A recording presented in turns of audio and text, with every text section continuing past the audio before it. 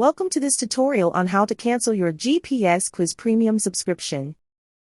About a week before your subscription period is being renewed, or your free trial is about to end, you will get a reminder email about the upcoming renewal. If you no longer want to use the GPS Quiz Premium features, you can choose to cancel your subscription. The subscription will then not be renewed when the current period ends, and no further payment will be taken. To be able to cancel your subscription, you first need to make sure that you're logged in.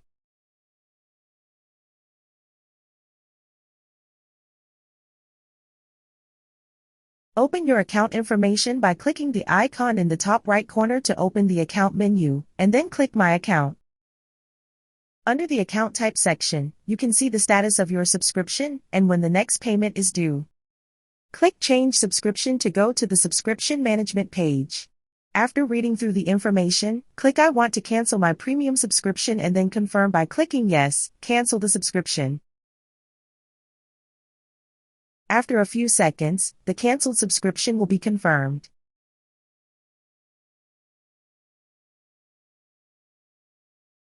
And when you go back to the account information, you can see that the subscription status is now set to cancel.